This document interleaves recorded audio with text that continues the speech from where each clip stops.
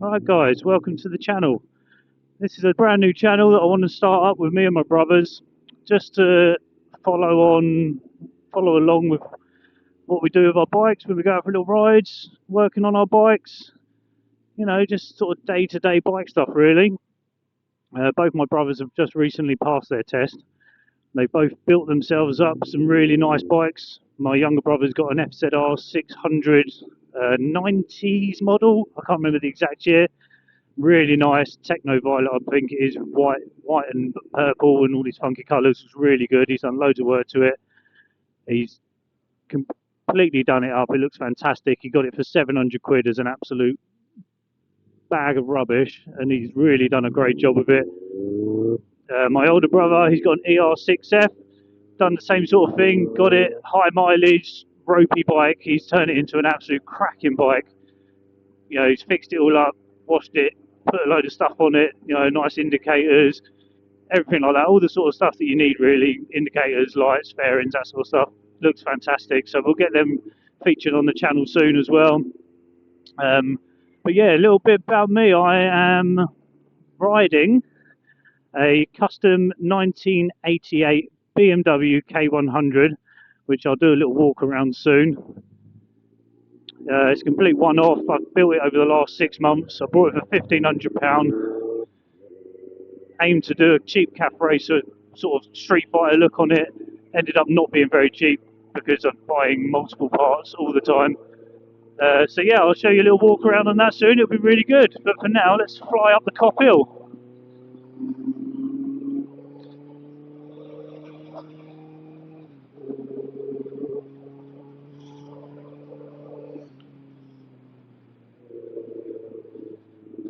For a 1988 bike, this really does shift. I've upgraded the injectors, air filter, tidied up the fuel injection wiring, done a few little mods to it, and it's honestly, it's such a fun little bike. It's so good to ride. For a 1980s bike, fuel injected bike, one of the first fuel injection systems, I believe. It can have its ups and downs, but it honestly is such a cracking bike to run.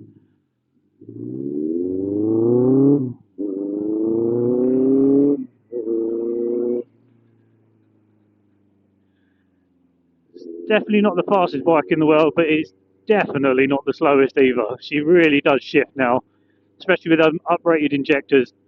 It really does give it a little kick.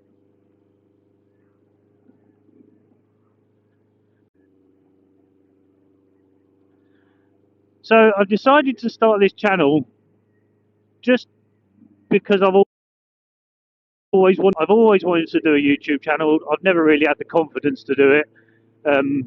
But yeah, I just thought, why not? Let's just give it a go. Have a bit of fun with it, whether it does good or not, who really cares? As long as you have a bit of fun, that's all I'm interested in. It'd be lovely to grow it and get it to a nice big YouTube channel where I can do some fun things, buy some new bikes and go on some trips and stuff. It'd be amazing. But the main reason was just to have a bit of fun. For some reason, I've decided to start it in November, which is lovely because it's about 6 degrees outside at the moment. So it's absolutely freezing. I'm not dressed for the weather at all, and I need to go out and buy some winter gear because I'm currently in all of my summer gear except for Oxford base layer on my t-shirt, which is not enough to keep you warm when it's this cold. Now, drive down this lovely little country lane. I love this road.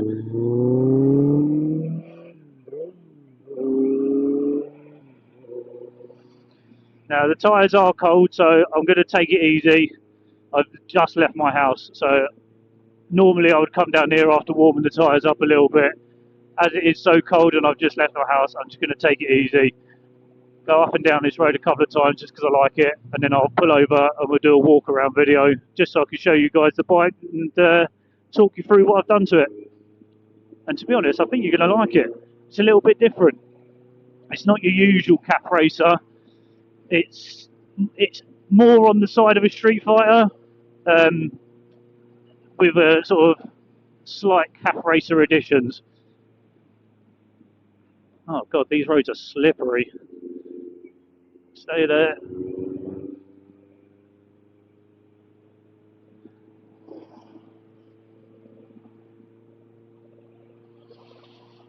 I don't know if the exhaust note is coming through or not because I'm using the intercom system on my crash helmet.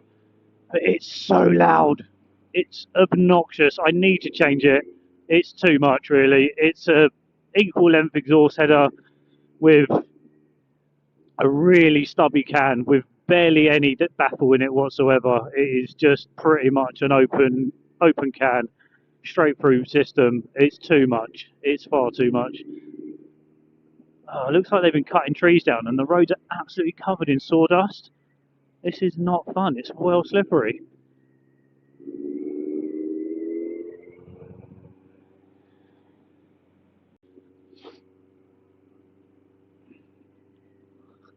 So yeah, like I say, with my brother's bikes, I am going to try and get them on the channel. The whole point is it to be me and my brothers doing the channel.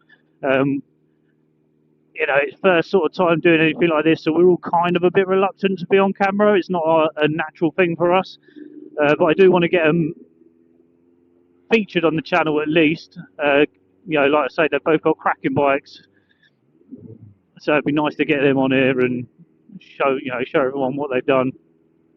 And like I say, maybe even pick up a couple of bikes in the near future, get a couple of projects on the go. One bike I do want to get is potentially a blue Kawasaki ZZR 1200. We're planning a trip to the Austrian Tyrol in sort of early summer next year, and that's a bike that my dad used to have. So I would love to get one of them to do that trip on, just because I don't really fancy doing the entire trip on a 1980s BMW that has been heavily modified. It's comfortable, but it's not the most comfortable. There's definitely things about this bike which would prevent me wanting to use it on a long distance trip. There's no ABS, there's no traction control. I think the only thing that stops this bike doing anything stupid is the idiot riding it, and I'm not really sure that I can be confident in my own abilities to not do something stupid, especially when I'm up a mountain in Austria. So I do like a bit of adrenaline, so I'd be way too tempted to go a little bit quick. And with something without ABS, I don't know. I've never really had ABS before, but I just feel like maybe I'd need it. Oh, there's the gritter. Whoop, off the jump. So yeah, that's a big trip that we're all planning. Both my brothers only passed their tests a few months ago, so we want to get at least a year's worth of experience under their belts. I've been riding for sort of 16, 17 years now, so I've plenty of experience, but I haven't had a bike for the past 4 years. So it'd be good for me to get a bit more mileage done as well. Just get used to being on bikes again. But yeah, so it'd be me, my brothers, and my uncle. It was a trip that my dad and my uncle wanted to do together.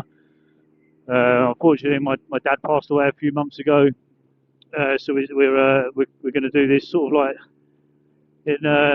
in memory of him. Would take yeah, I don't want to get too into it, but yeah, it'll be a nice trip for us to all do. Yeah, so we're going to go Dover to Calais, ride the bikes Calais to Reims, which is in France, and then probably do Reims to Stuttgart in Germany, and then Stuttgart to the Austrian Tyrol and stay there for a few days. Oh, I am following this gritter. Damn it. So yeah, it's going to be an awesome trip. Hopefully get some good weather. Get some good footage on the bikes. Hello, mate. It's a nice bike.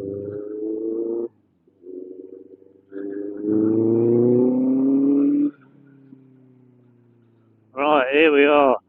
Let's pull over, show you guys around the bike, and yeah. So here we are, my BMW K100 Custom. I'm pretty sure it's unlike most BMWs, or the K100s. It's obviously heavily customized, but it's very different. Most people go for the CAF racer look with just the big seat on the back or a different seat unit. I've gone for more of a Street Fighter look with the XR unit. Got nice little indicators tucked into the where the frame's been cut off with the number plate. Got the street bars, nice flat bars on there, all the mounts. I've got my new exhaust system, which is a equal length exhaust system with a stubby can. Like I say, the stubby can is really loud, probably a bit too loud, but I will be changing that at some point. Put the K100 RS injectors in there and tidied up the loom. So yeah, there she is. That's the bike. Absolutely love it. It's so fun to ride. I've still got bits to do to it. I need to put my badges on there. What else have I got to do? New headlight and headlight bracket. I feel like the headlight sits too high. I want it to flow nicer with the tank, and I feel like that's just a bit too high. So yeah, I want to change that. Possibly some upside down forks if I can find a set that I like, but it's not something I definitely need to do. So yeah, there she is. Now it's just starting to rain. The weather's absolutely awful, so I'm going to get back on the bike and head home. Right, let's see what the acceleration's like, shall we? All right.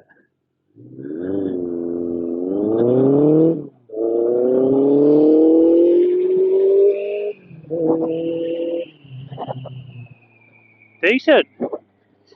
Pretty decent. Obviously wasn't flat out, but it's not too bad.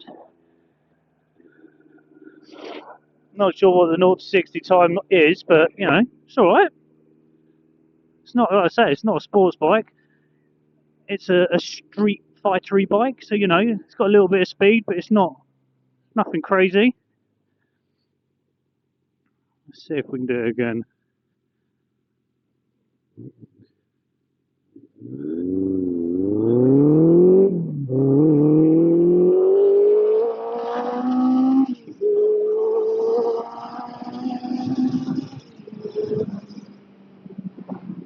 I mean, yeah, it's quick. I need to get a mount down for the exhaust because I know for a fact it spits flames with that tiny little system on it. Whew. Yeah, got a little bit nervous then. A little bit quicker than I thought she was going to be.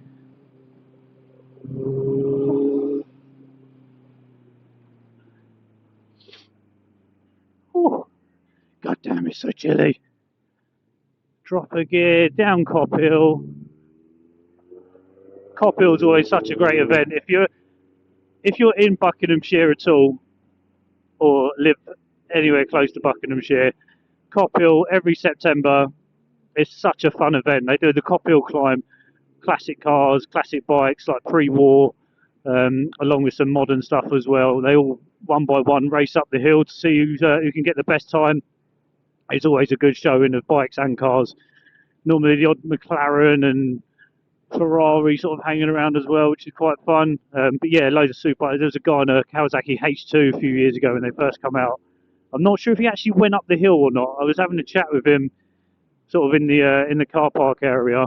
It was a fantastic looking bike, a bike I would love to have, but I'm not spending 25 grand on a motorbike. That is absolutely insane. But yeah, it's such a fun event. If you do get the chance, like I say, every September, early September, book your tickets in advance, come down, you can watch, eat some good food and stuff. It's a fantastic event, right on my doorstep, luckily, so I get to go every year. But yeah, good fun, good fun. So yeah, luckily I get to go up and down the Cop Hill as much as I want. Obviously, stick to the speed limits, of course. But yeah, it's good fun. Maybe it's practice. Who knows? Who knows? Maybe I'll enter one year. Although my bike, even though being a 1988 model, it's actually classed as too modern. So yeah, unfortunately, I can't guarantee a pace.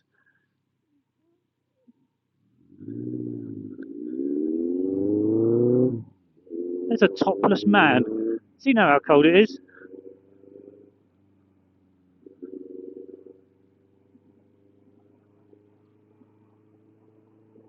But yeah, I'll be videoing some of the stuff I'll be doing to this bike soon. I need to build a new under tray for it. I want to put, like I say, I want to put a new headlight bracket on it. I want to do a bit of fiberglass work around the seat unit. I'm just not overly happy with how it looks.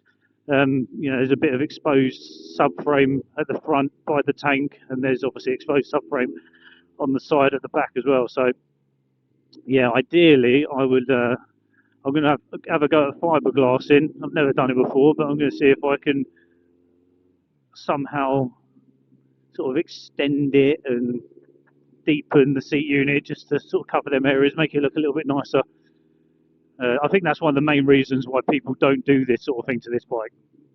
It's just because of the shape of the frame. It means that no matter what seat unit you put on it, if it wants to flow with the tank, it needs to be raised at the back, and it just doesn't look very good. So I've done the best I can with what I had. Welded a seat loop on it, but in a vertical position, just to raise the back end up. Drilled it and tapped it, and then just sort of mounted it straight into there. Obviously welded the loop in, but then yeah, the seat unit is mounted onto the loop. So I'll show it all to you one day. Do a little walk around of when the bike's been taken apart. Right, on home. Stop.